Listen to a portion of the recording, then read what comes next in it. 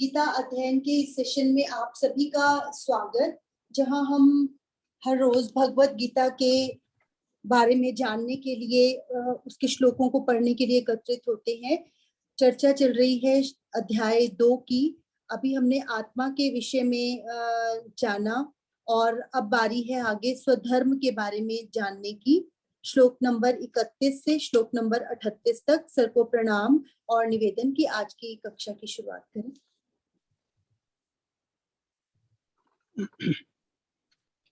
वसुदेव सुतं देवं कंसचाणूरमर्दनं देवकी परमानंदं कृष्णं वंदे जगद्गुरुं। सभी को बहुत बहुत प्रणाम।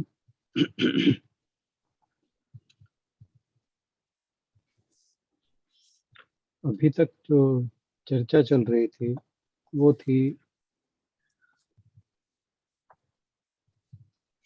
जो भगवान श्री कृष्ण ने अर्जुन को उसका जो वास्तविक स्वरूप है,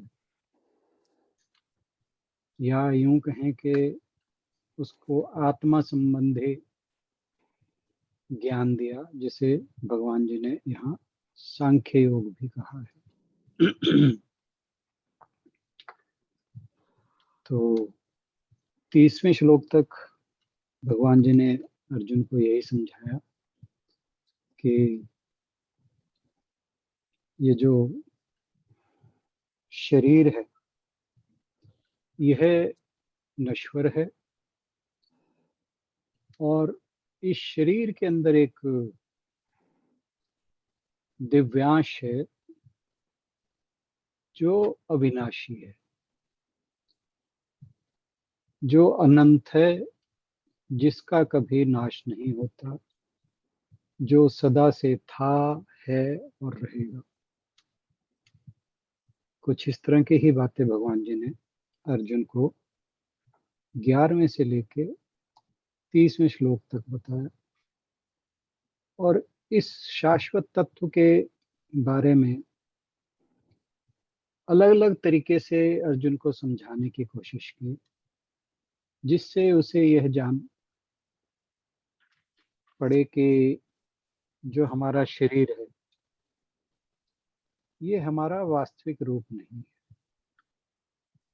क्योंकि ये अगर युगों के कालखंड में देखा जाए तो इसका अस्तित्व बहुत एक स्वप्न मात्र है।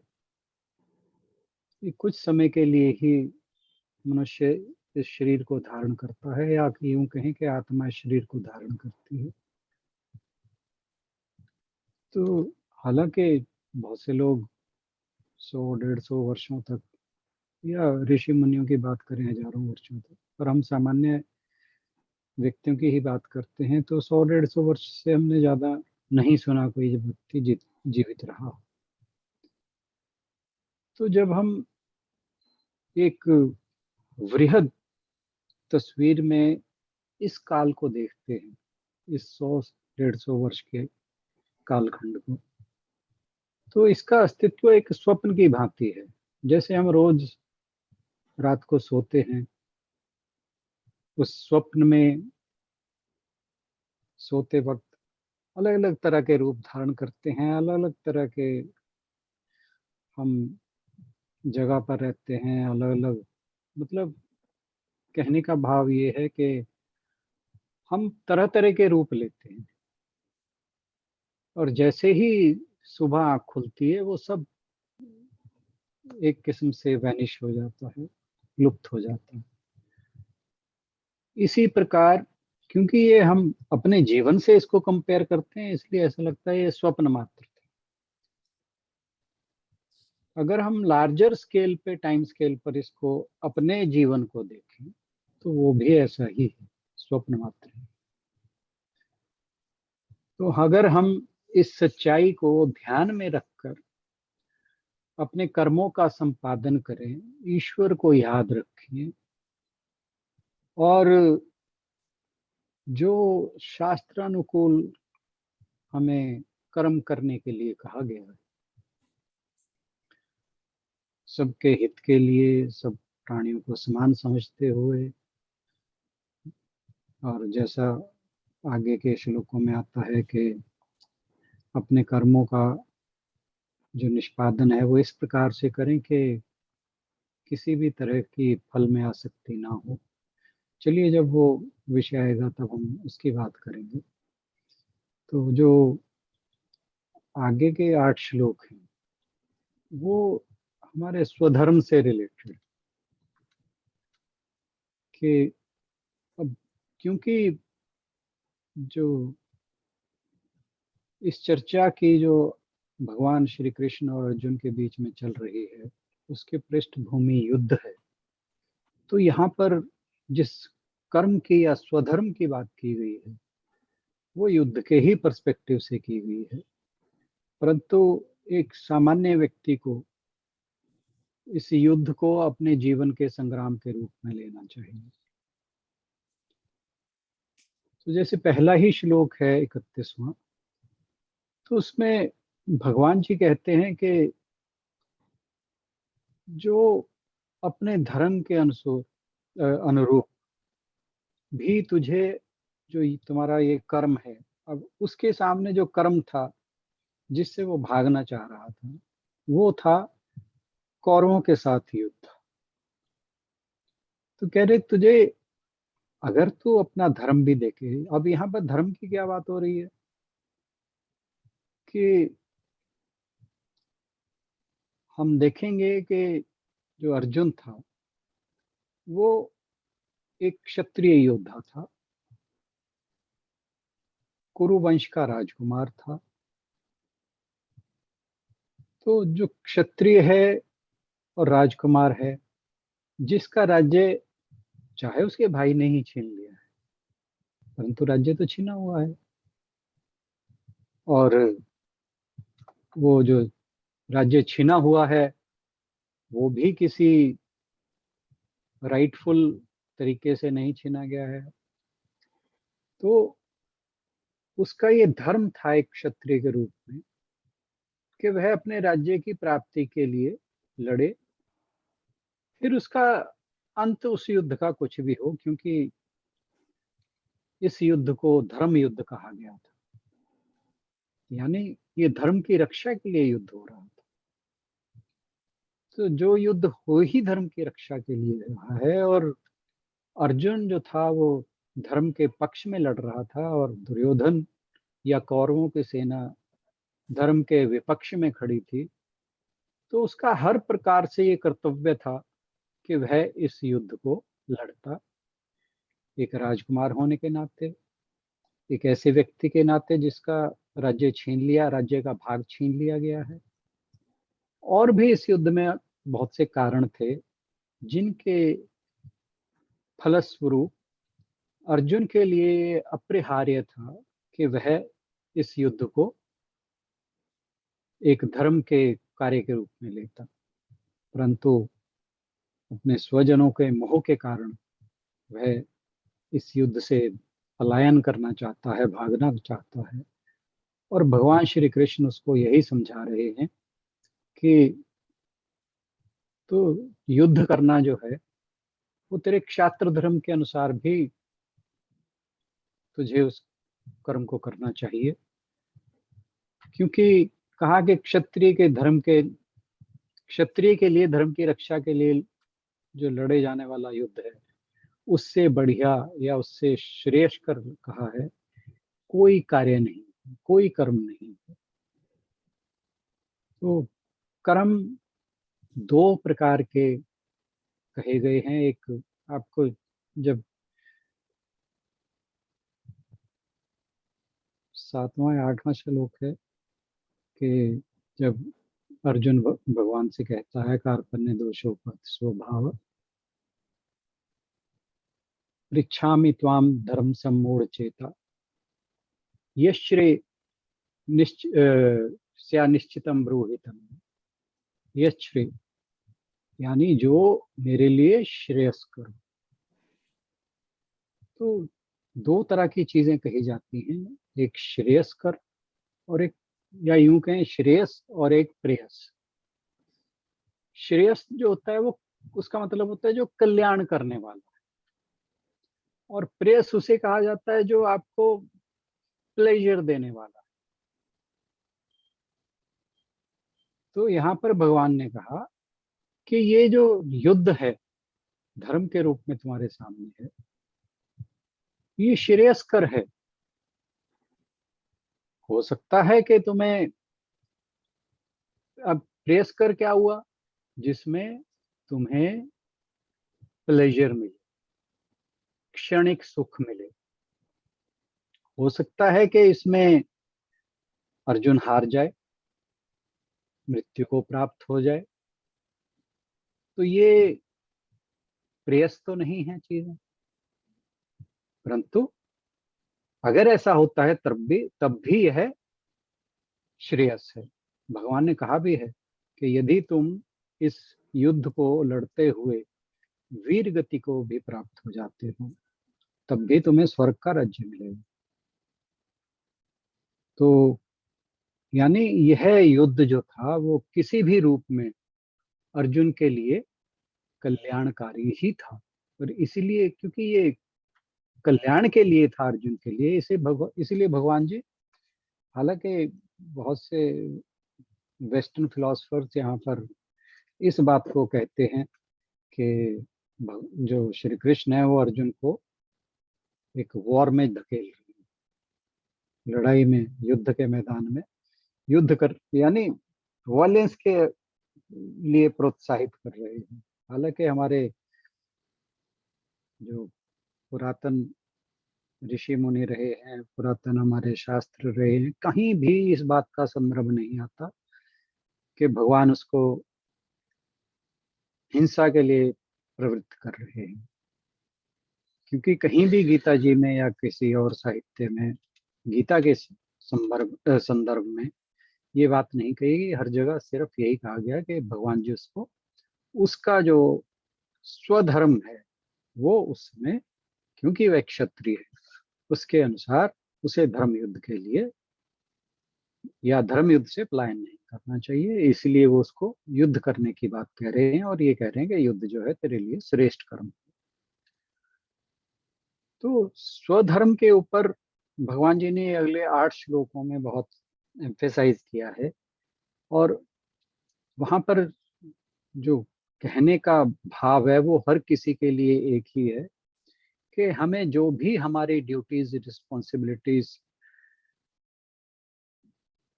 जो हमारा वर्क प्लेस है, चाहे वो घर है, चाहे वो ऑफिस है, चाहे वो बिजनेस है, तो जो जो भी हमारी ड्यूटीज या रिस्पॉन्सिबिलिटीज हैं, उनको हमें 100% अपना देते हुए, बिना किसी भेदभाव लाग लपेट के अपना देना चाहिए।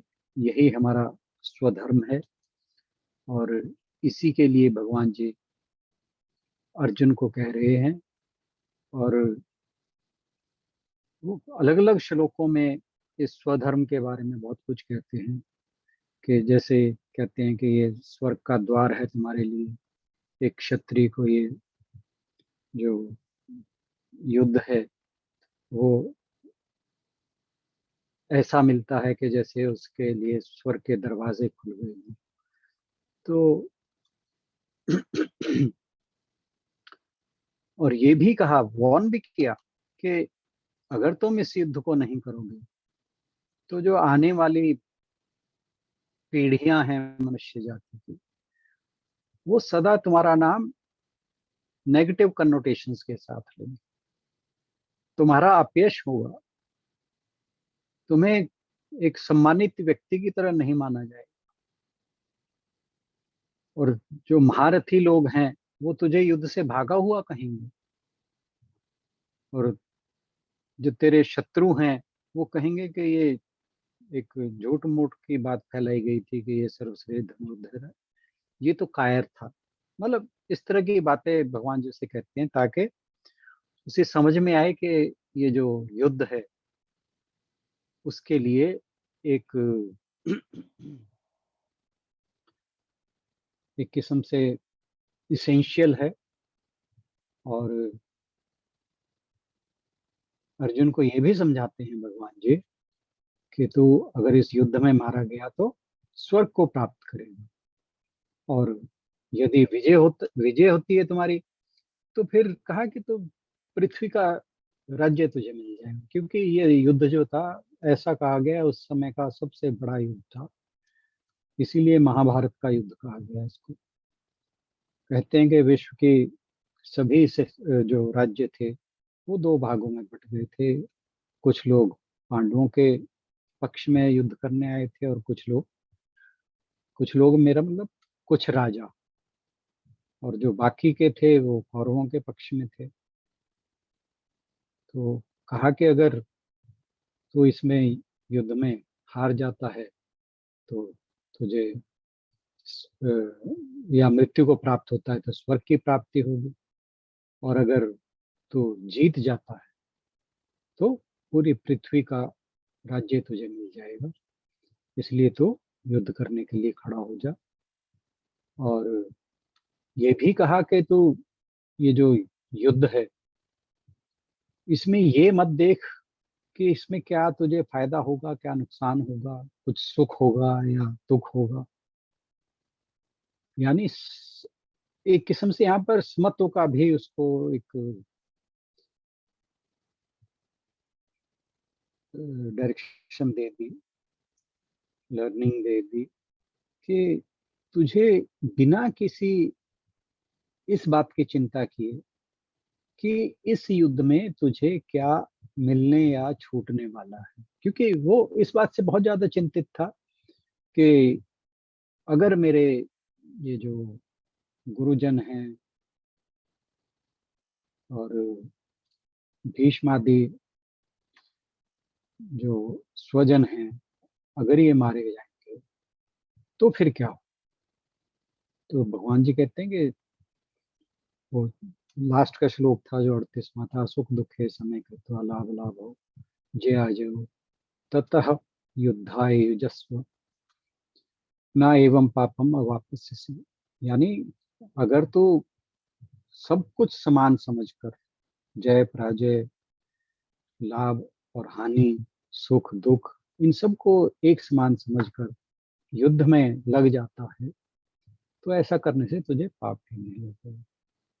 तो बहुत तरीके से भगवान जी उसके सामने पूरा परिदृश्य जो है खोल के रख देते हैं, ताकि उसके सामने जो उसके मन में किसी भी तरह का मोह था, मोह मीन्स भ्रम, वो चीजों को सही पर्सपेक्टिव से नहीं देख रहा।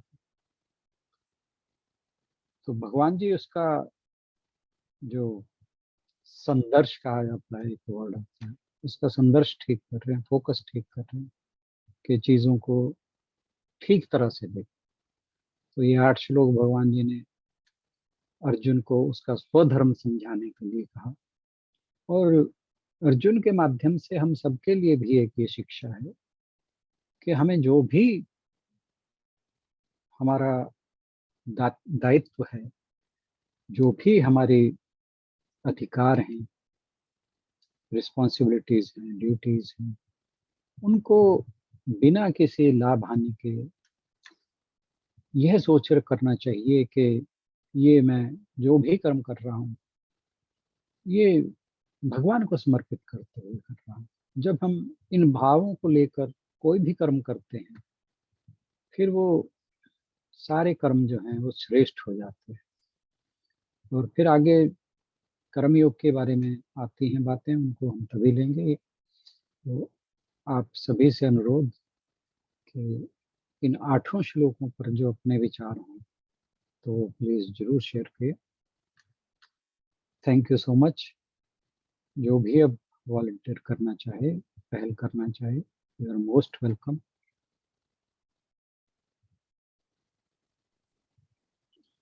और आशा है हमारी चर्चा जैसे पिछले कुछ दिनों से चल रही है इसी तरह से समृद्ध होगी।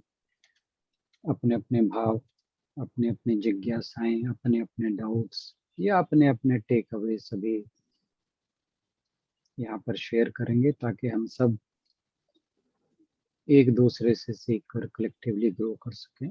इस जो आध्यात्मिक यात्रा है हमारी उस पर आगे बढ़ सकें। Thank you.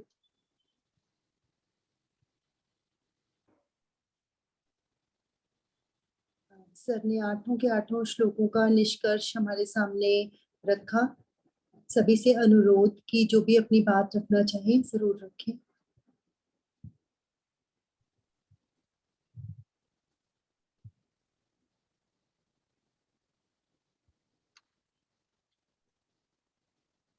आपको कोई ट्रिगर करना पड़ेगा, फिर अपने आप शुरू हो जाएगा। नमस्कार सर, मैं कुलदीप। नमस्कार।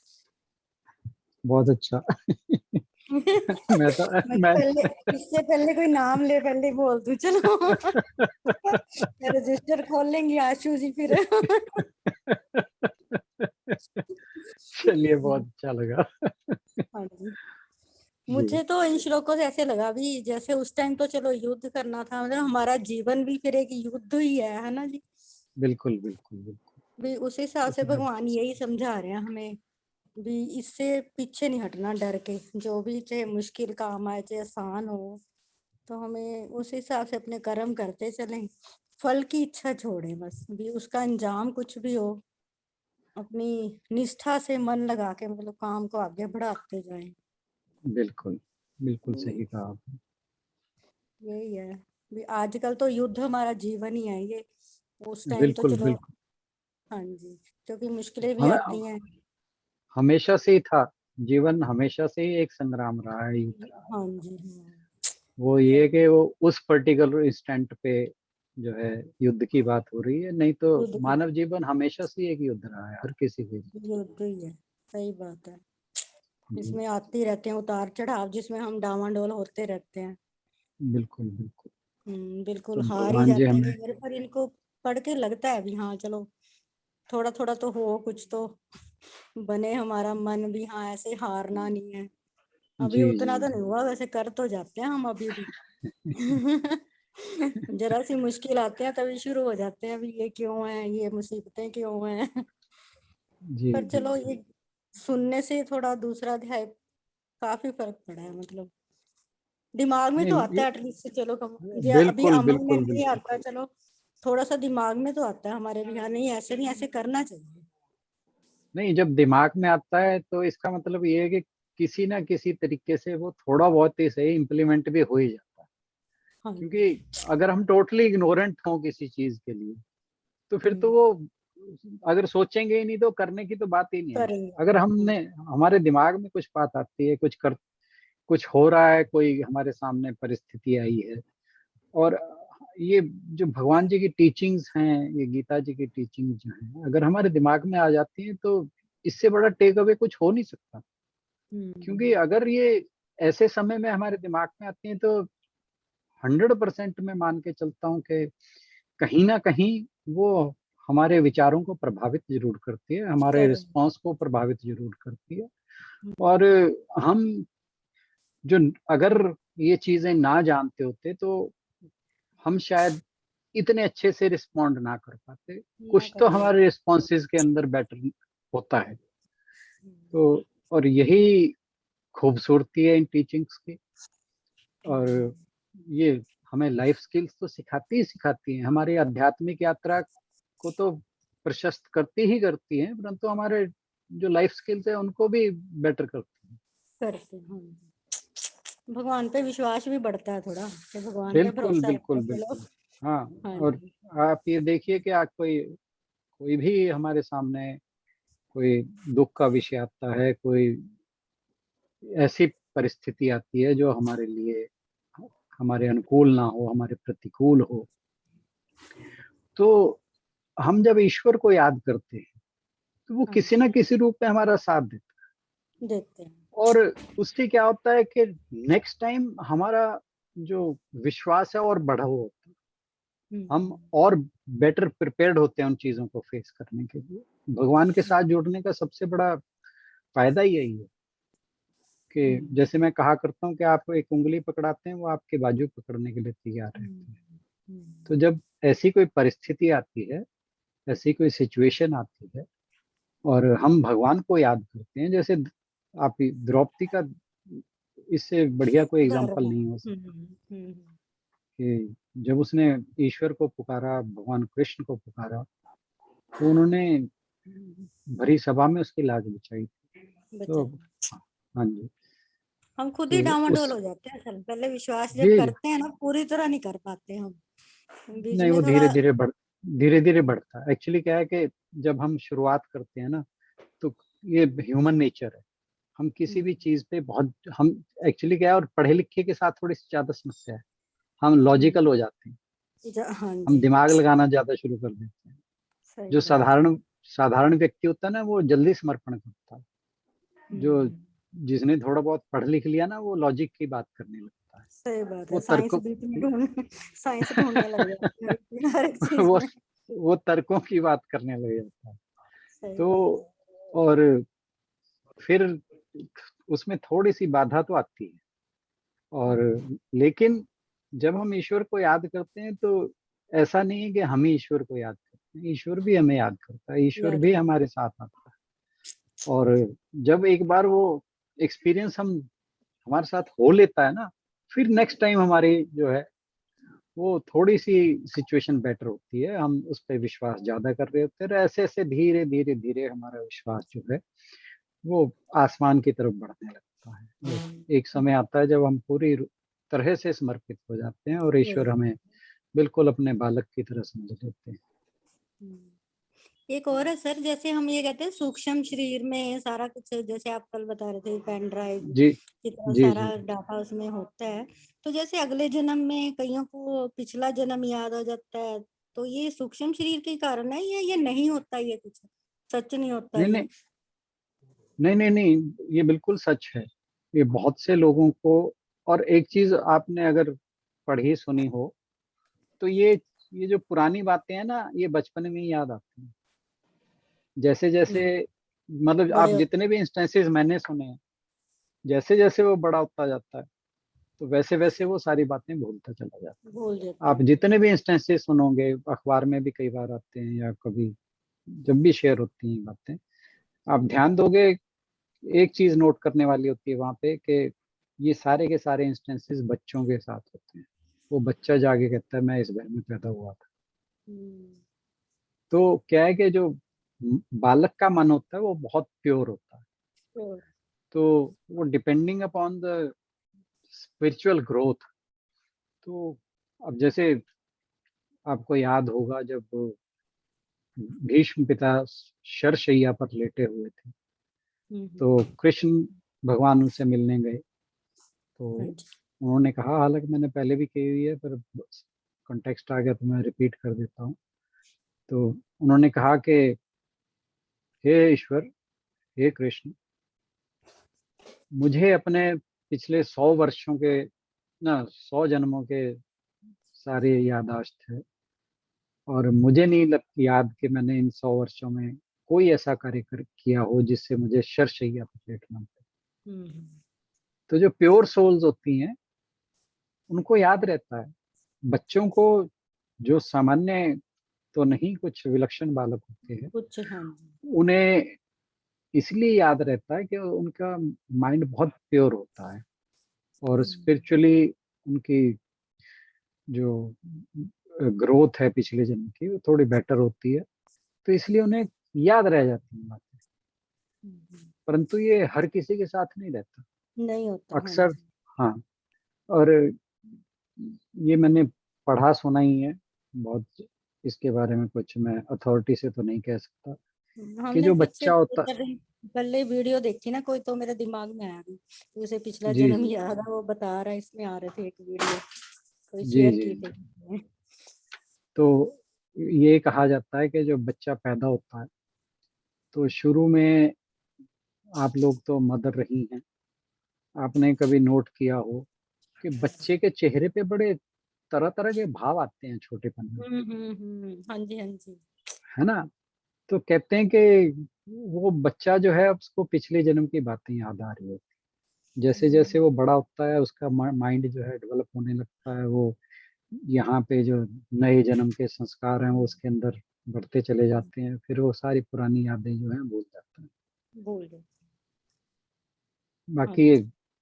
पढ़ा सुना ही है, मैं इसमें कोई अथॉरिटी से कुछ नहीं कह हाँ जी, सकता। सही बात है, देखा हाँ सुना ही है यही। हाँ जी, हाँ जी। ओके जी, thank you sir. Thank you too much.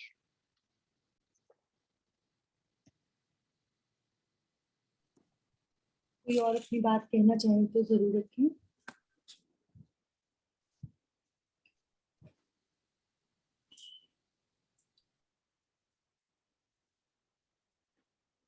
हर परिस्थिति का सामना करने के लिए प्रेरित करते हुए ये श्लोक, अंजू जी कुछ कहना चाह रहे हैं?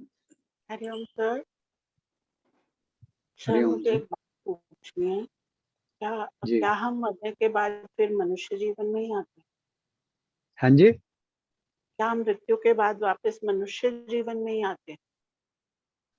डिपेंड करता है बहन जी कि हम क्या कर्म कर रहे हैं, क्योंकि ये सारा तो लॉ ऑफ कर्मा है ना, उस पे ही डिपेंड करता है। अब हमारे कर्म अगर पशु तुल्य होंगे तो फिर मानव योनि कहाँ से मिलेगी। अगर हम इस जीवन में अच्छे कर्म करेंगे, मानव जाति के उत्थान के लिए कुछ करेंगे, एक मनुष्य होने के जो कर्तव्य हैं उनको पूरा करेंगे, तो निसंदेह भगवान जी हमें अगला जन्म दे।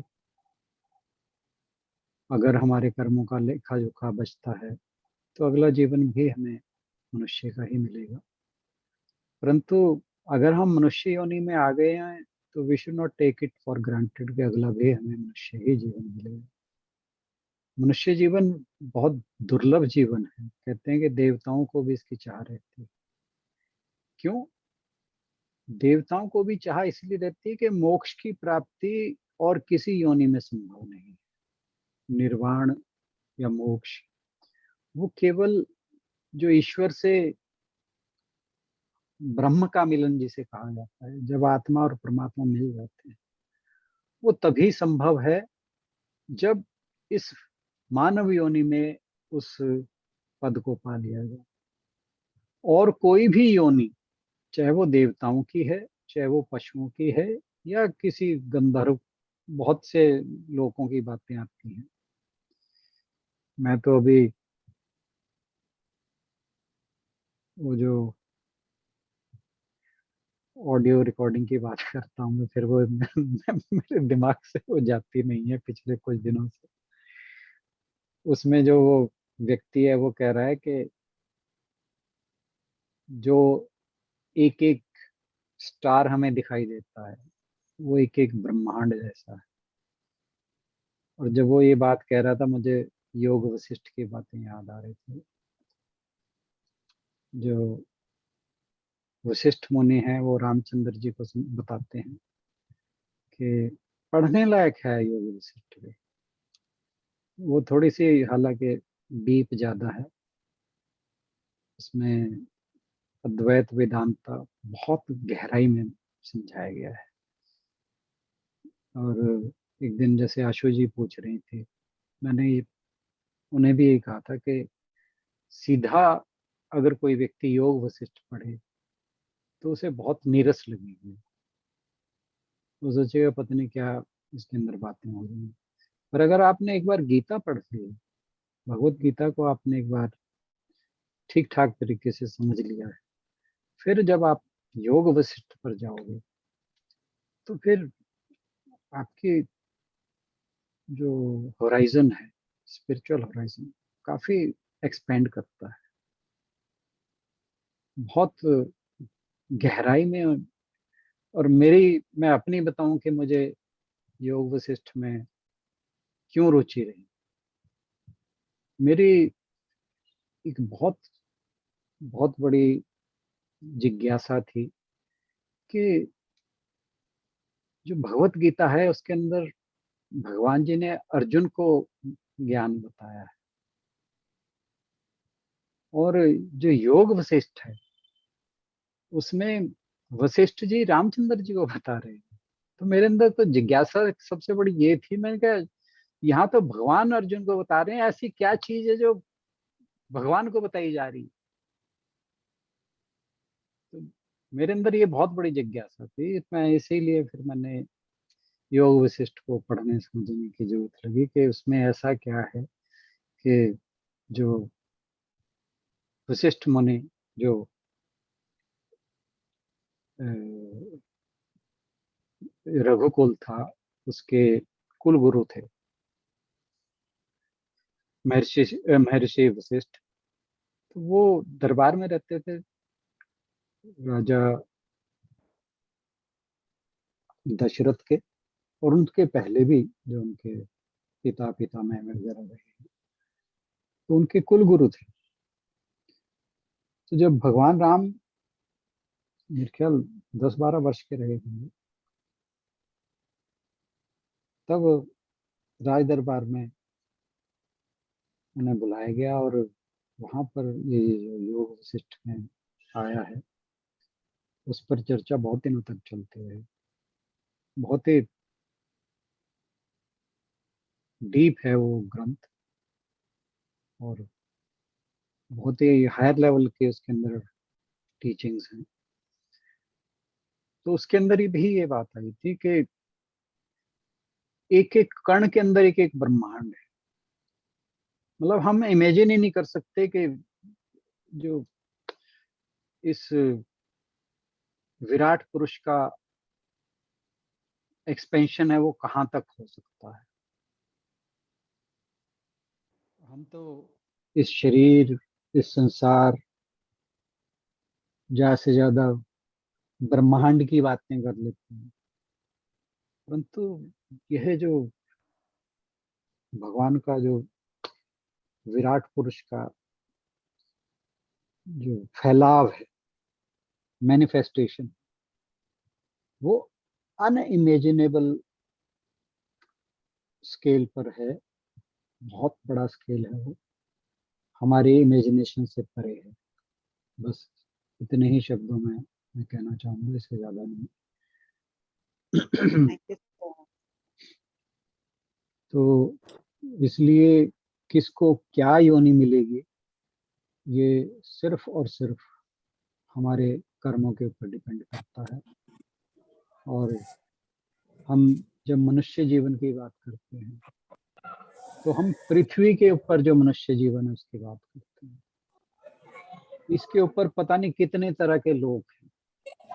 किस किस व्यक्ति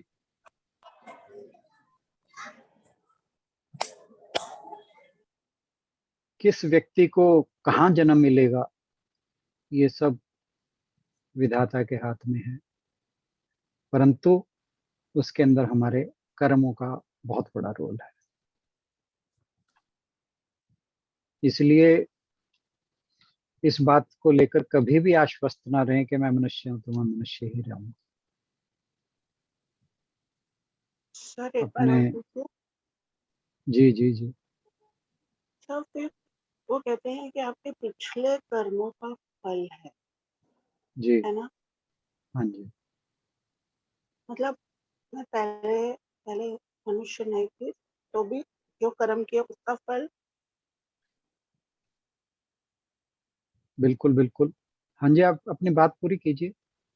यही यही पूछना चाहती थी सर मैं, कि अगर हमें हमेशा मनुष्य योनि नहीं मिलती, तो अगर मैं पिछले पूर्व जन्म में कुछ और थी, तो जी उस जन्म में किए गए कर्मों का फल मुझे इस जन्म में भुगतना पड़ता है। जी जी जी और वो सब कहते बिल्कुल। हैं कि सभी आत्माएं कनेक्टेड होती हैं एक दूसरे से, तभी आप लोग मिलते हो। ये जी भी जी जी सच है तो? हाँ जी, बिल्कुल सच है ये सब। आप ये देखिए, हम तो ये भी पढ़ते सुनते हैं कि हम एक परिवार में ही क्यों, एक स्पेसिफिक परिवार में ही क्यों जन्म लें, यस सर। है ना? कि आप जिस परिवार में है या मैं जिस परिवार में हूँ उसी में ही क्यों आए। तो ये सारा का सारा प्री डेस्टिन्ड है। हर एक से हमारा कोई ना कोई लेन देन का संबंध है। उस लेन देन के संबंध को किसी का कुछ लेना है, किसी को कुछ देना है। इसी कारण जो है हमारा परिवार में, समाज में, जीवन में और लोगों से मिलना, या बिछुड़ना लगा रहता है, वो सारे के सारे हमारे कर्मों के अनुरूप ही है। उन कर्मों का ही फल है। जो हमारे संचित कर्म है वो अलग अलग समय में अलग अलग तरह के प्रभाव में फल से है, अलग अलग फल देते हैं। तो मतलब जो संचित, अब जैसे हमें इस बार का जन्म मिला है, तो ऐसा नहीं कि हमारे पिछले सारे संचित कर्मों का कर्मों का फल इस जन्म में मिल गया। उन संचित कर्मों में से कुछ कर्मों का फल उसे कहा जाता है, जो वो वाला कर्मों का खाता है उसे बोला जाता है प्रारब्ध। तो उस प्रारब्ध के रूप में हमें इस जन्म में मिलता है। इसका मतलब ये नहीं कि हमारा जो कार्मिक अकाउंट है वो खत्म हो गया। हमारा कार्मिक अकाउंट तो कंप्लीटली तब खत्म होगा जब हम इस जन्म के अंदर पिछले सारे जन्मों के जो कर्म हैं उनको निपटा लेंगे, और नए कर्म जो हैं वो फल प्रोड्यूस करने वाले नहीं, जिसे निष्काम कर्म कहा जाता है। तो जब हमारे अच्छा। कर्म, जब हाँ हमारे इस जन्म के कर्म, पहली हाँ तो बात है कि पिछले सारे जन्मों के जो कर्मों का फल है वो भुगत लें।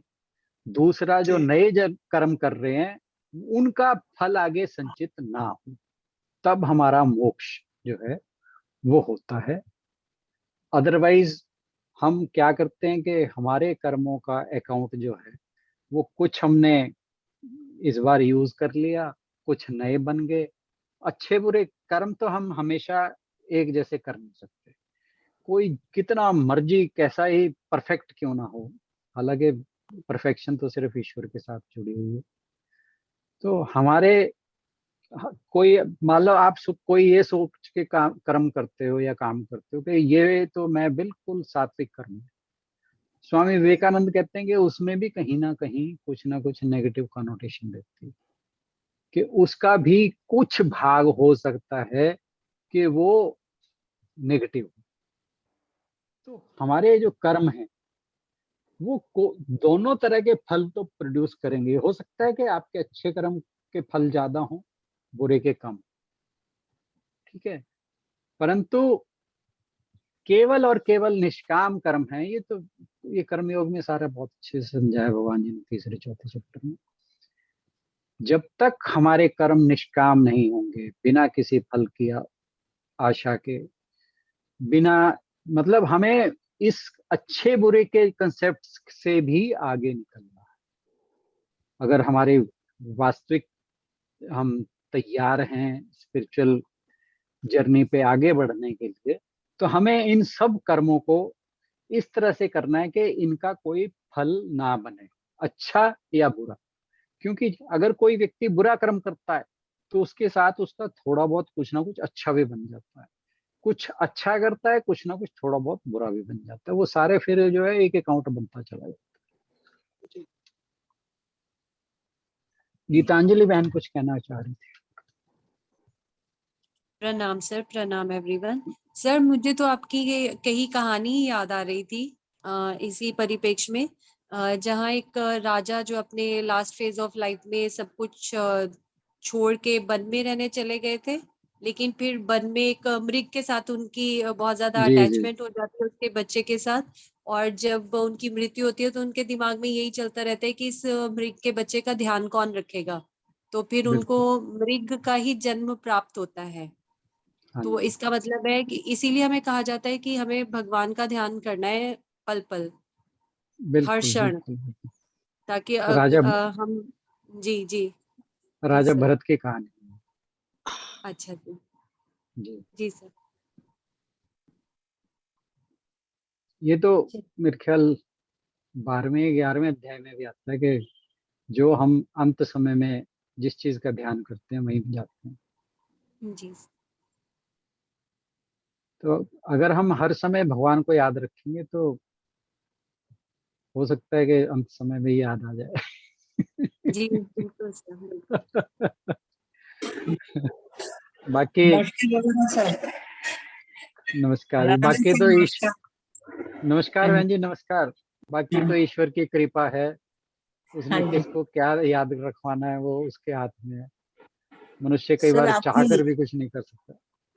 जी जी हाँ हाँ जी, मैं ये कहना चाहती हूँ जी, जैसे आपके वचनों को हर किसी ने नहीं सुना होता। हाँ जी, जैसे जी वो फिर दूसरे ये कहते हैं दूसरों को ज्ञान देना आसान है, जब अपने पे बीतते तब पता लगता बिल्कुल ठीक कहा जी आपने। है ना? अभी ये बात अभी एक एक हाँ महीना जी। पहले मेरे ऊपर भी बीत रही थी। हाँ, तो फिर इसका क्या जवाब दूं मैं?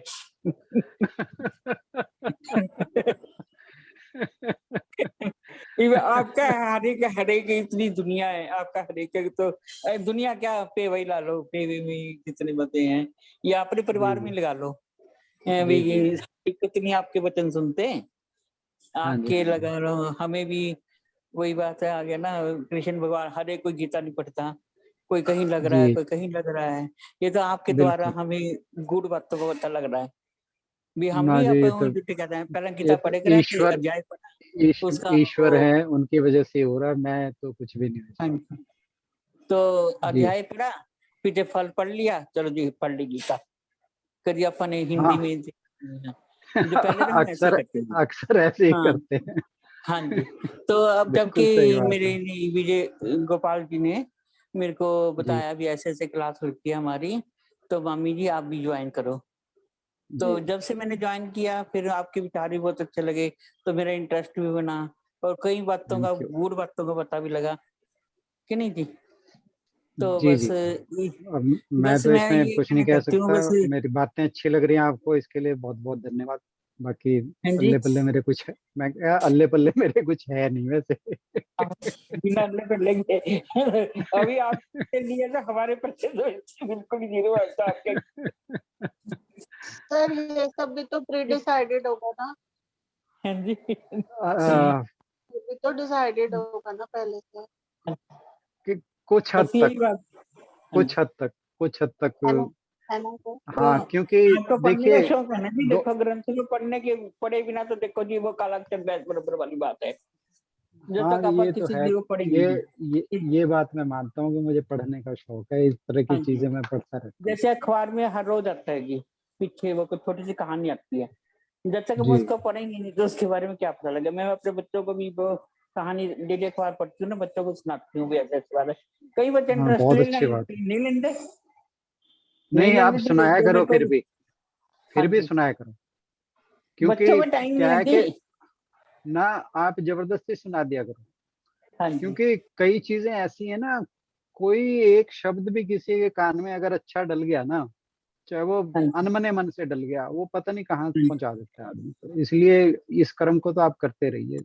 मेरे को भी जो अच्छा लगता है ना, कोई बात अच्छी लगती है, या कोई पहले फ्रंट पेज पे टॉपिक भी आता है, या बाद में कहानी भी आती है, उसका मोटे मोटे अक्षरों में वो भी लिखा आता है। हाँ जी तो हाँ मैंने एक बार अपनी बहन के लड़के के पास भेजी भी थी वीडियो, जी माँ के बारे में था।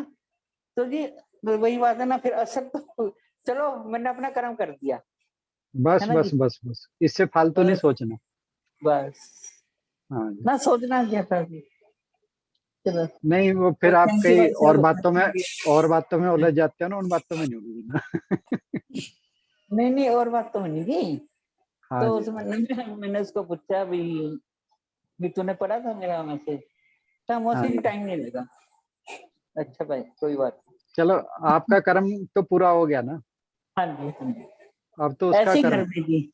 मेरे को कोई चीज अच्छी हाँ लगती है ना, देखो कहानी अच्छी लगी या कोई भी वो टॉपिक वगैरह कोई अच्छा लगता है, मैं बच्चों को कहती हूँ। कोई फोटो अच्छी लगी, जैसे स्वामी हाँ जी विवेकानंद के बारे में है, जितने बड़े बड़े व्यक्ति हुए उनके जीवन में पता कितना संघर्ष था। बिल्कुल तो बिल्कुल हमें तो उनकी वो 100%। लगती है भी हाँ भी उन्होंने इतना बड़ा नाम कैसे किया, तो उनके जीवन तो देखो कितना संघर्ष बिल्कुल सहन किया उन्होंने। ऐसे नाम नहीं होता जी। कमी हमारे में मीरा है, हम कहते हैं मीरा वाली लगन भजन गाएंगे, मीरा वाली लगन गाएंगे, मीरा वाली भक्ति तो दिखाओ तुम करके, ठीक तो कहा तभी तो आपने। तुम्हें भी उसका फल मिलेगा। चलिए नहीं इसी के कमी साथ हमारी नहीं थी। आप ये बात जो आपने कही ना, आप हाँ जी। इस पे जरूर बने रहे, बच्चों को भेजते रहें। वो कहते हाँ हैं ना जी। कि एक समय कभी ना कभी तो आएगा जब वो कोई ना कोई गलती से भी पढ़े। मैं तो कटिंग करके ना जी मैंने कापी बनवाई थी बच्चों से। मैं कह जी इसको ना बेटे कापी में टेप लिया करो, भी अपना कापी बना लो एक, कभी ना कभी फुर्सत लगे पढ़ लिया करो। बिल्कुल बिल्कुल बिल्कुल। आप इस कर्म को मत छोड़ना, इसका फल देखना कभी ना कभी जरूर मिले। चलिए अंजू इसी के बहन, साथ नहीं अंजू बहन का एक वो बात रह गई थी कि वो हाँ प्री जी अंजू डेस्टिन्ड जी, वाली, उसे पूरा कर दूँ। अंजू जी, अंजू सिंगल जी, अच्छा हाँ तो जी हाँ। हाँ बहन जी, तो ये बात जो आप प्री डेस्टिन्ड वाली कह रहे थे ना, इसमें दो चीजें रहती हैं। एक तो हमारे पास कर्म करने का अधिकार है जिसे हम फ्री विल कहते हैं। ठीक। हमारे पास जो फ्री विल है ना, वो टोटली फ्री नहीं है, उस ठीक। पर भी ईश्वर का कुछ ना कुछ जो है लेखा जोखा बना हुआ है, जिसे आपने वर्ड यूज किया ना प्री डेस्टिन्ड। हमें एक थोड़ी सी इंडिपेंडेंस जिसे हम कहते हैं फ्री विल, वो हमारे हाथ में है, परंतु होता वही है जो ईश्वर करता है। परंतु अगर सब कुछ ईश्वर कर रहा है तो फिर हमारे कर्मों का हिसाब तो कहीं बैठता ही नहीं। इसलिए किसी ना किसी रूप में हमारे सामने फ्री विल भी अवेलेबल है जिससे हम अपना जीवन संभाल सकते हैं। ठीक है बहन जी? ठीक है सर। ठीक है, थैंक यू। थैंक चलिए इसी के साथ आज समापन की ओर बढ़ेंगे। आज सुबह का सर का मैसेज अगर हम हमेशा याद रखेंगे तो शायद बार बार भटकन से बच जाएंगे। सर का आज का मैसेज था, you come to earth to accomplish a divine mission, that is to be reunite with God. Realize how tremendously important this is. Do not allow the narrow ego or to obstruct your attainment of an infinite goal. बहुत बड़े उद्देश्य के लिए परमात्मा ने हमें मानुष जन्म दिया है और वो उद्देश्य केवल दोबारा से परमात्मा से मिलन ही है। और वैसे भी जो लास्ट आगे श्लोक 18वां अध्याय आएगा, सर्वधर्मान परित्यज्य मामेकम शरणम व्रज, तो वो सारे जो पिछले हमारे हिसाब किताब हैं, इतना तो उम्मीद हमेशा रहे मन में कि यदि परमात्मा के साथ जुड़े हैं तो वो सारे काम अपने आप से करवा ही लेगा, जैसा सर ने कहा है, और चिंता की कोई बात नहीं रहनी चाहिए। सभी को प्रणाम और सर से निवेदन के समापन की ओर। एक वैसे तो मैं आज आपने जो उसका रिस्पॉन्स लिखा था, मैं उस पर लिखने लगा था, फिर मैं जानबूझ के हट गया। आपको भी याद होगा आपने क्या लिखा था, है ना? अब मैं, आप कह रहे हो क्या थैंक यू फॉर अवेकनिंग अस, अभी तो मैं खुद ही नहीं जागा तो आपको कब से अवेकन कर दूंगा।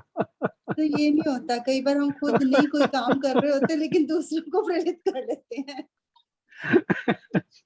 चलिए जरूरी आप तो ये तो नहीं है। मान गए ना? नहीं आपको नहीं मैंने कहा मैं।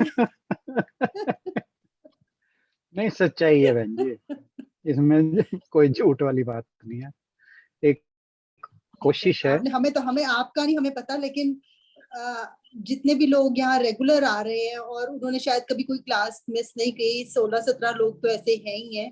वाकई ही हम सबकी तरफ से धन्यवाद तो है ही, आप चाहे मानो चाहे ना मानो, कि किसी को नॉक करना और बार बार इतना स्ट्रांगली ये कहना कि नहीं इस जन्म में पॉसिबल है, वो चीज बहुत मैटर करती है सर।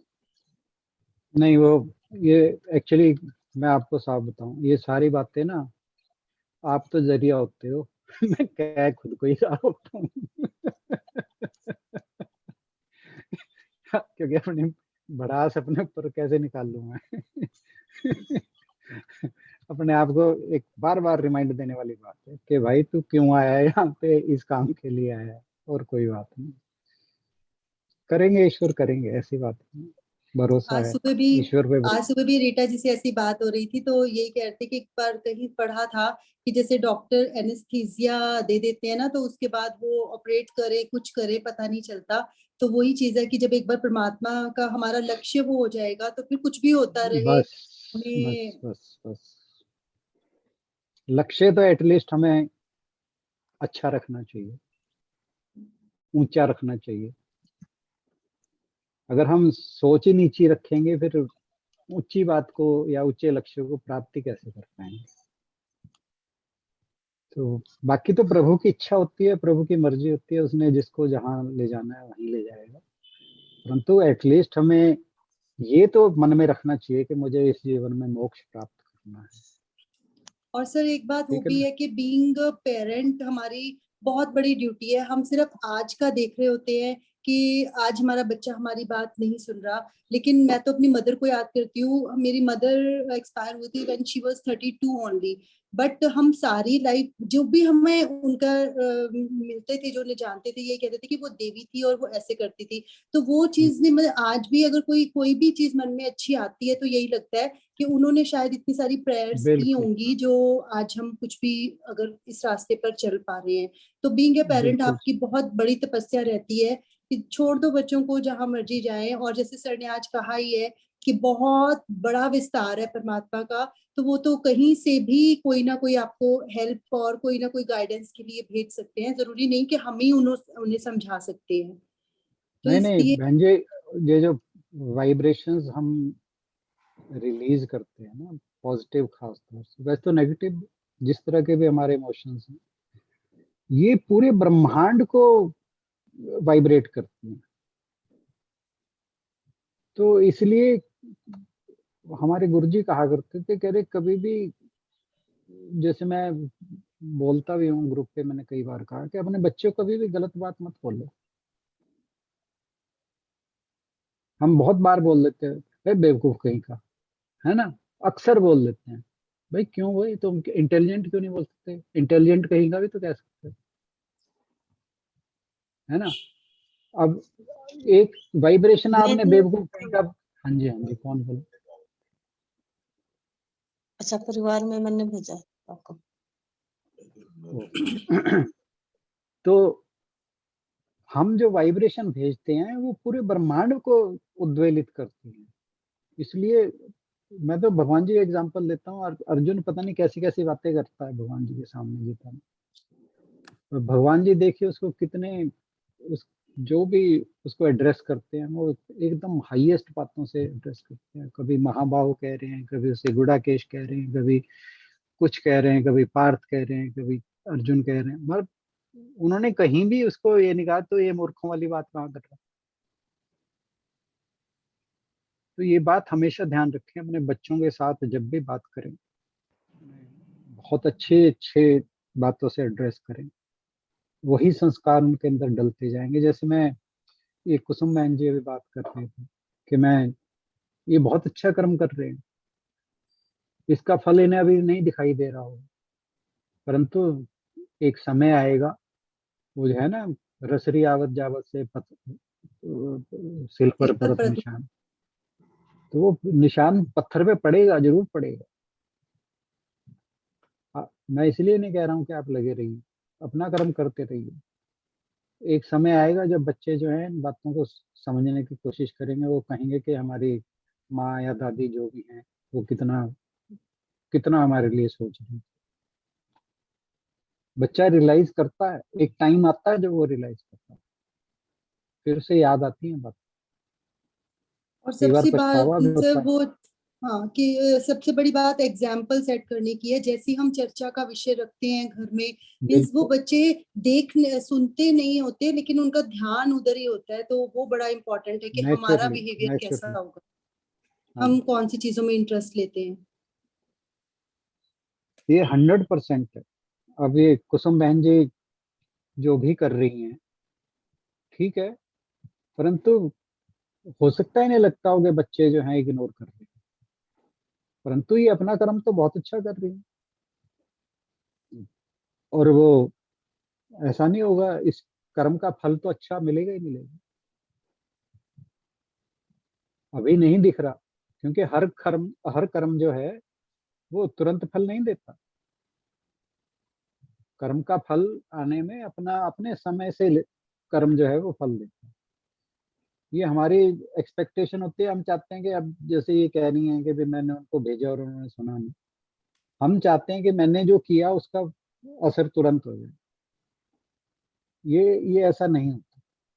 कर्म के फल का जो हिसाब किताब है वो विधाता बड़े अलग तरीके से कर, परंतु मेरा कहना ये है कि आप अगर ये कर रही हैं तो आप बिना किसी ये सोचे कि भी पता नहीं ये कोई फर्क पड़ रहा है नहीं पड़ रहा, आप करते रहिए, देखिए फर्क पड़ेगा। नहीं सर, मेरे को फल की ये थी, हाँ मेरे जी, को फल की बिल्कुल भी इच्छा नहीं है। बस बाद में बच्चे बाद में याद करे ना करे तो देखी जाएगी जैसा टाइम लगे। मेरे को फल की थोड़ी नहीं इच्छा नहीं। नहीं, फल की आप तो एक कर्म कर रहे हो ना, मेरा मैं कहने का मतलब ये है, आप एक कर्म कर रहे हो, उस कर्म का फल जरूर आए, क्योंकि नहीं, कोई भी कर्म बिना फल के नहीं होता। आप ठीक। आपकी कोई एक्सपेक्टेशन नहीं है, बहुत अच्छी बात है। ये तो गीता जी भगवान जी गीता में हमें ही कह रहे हैं, हमें समझा ही रहे हैं कि कोई भी कर्म बिना फल की इच्छा के करो, ठीक है ना। तो आप कोई एक्सपेक्टेशन नहीं, इससे अच्छी कोई बात नहीं, पर आप कर्म तो कर रहे हो ना, इसका फल जरूर है। और वो कैसा आपके चाहिए? आपके हो सकता है कि आपके समय के हिसाब से ना आए, आप जब चाह रहे हैं उस समय ना आपको दिखे, परंतु वो आएगा भी। ठीक है। चलिए इसी के साथ आज समापन की ओर बढ़ते हैं, काफी समय हो गया। जी मेडिटेशन जी, सब लोग बाद में वीडियो के साथ खुद ही करेंगे आज, क्योंकि बच्चों की कक्षा का टाइम हो चुका है। सर से निवेदन की समापन की ओर। ओम पूर्णमदः पूर्णमिदं पूर्णात् पूर्णमुदच्यते पूर्णस्य पूर्णमादाय पूर्णमेवावशिष्यते। ओम शांति शांति शांति। सभी को बहुत बहुत प्रणाम आज की चर्चा में जुड़ने के लिए। बहुत ही अच्छी रही चर्चा, आशा है आगे भी ऐसे ही चलती रहेगी। Thank you so much. Sir मेरे पास आपका नंबर नहीं था, मुझे किसी ने जी। कहा था अभी निम्स में जाने के लिए, आपके हाँ लिए जी, मैं कह रही थी। मैं क्या सर, मेरे पास आपका नंबर नहीं था, नहीं तो मैंने आपको फोन करना था। किसी ने कहा था अभी किडनी भी रिवाइव हो जाती है, हिम्स में एक बार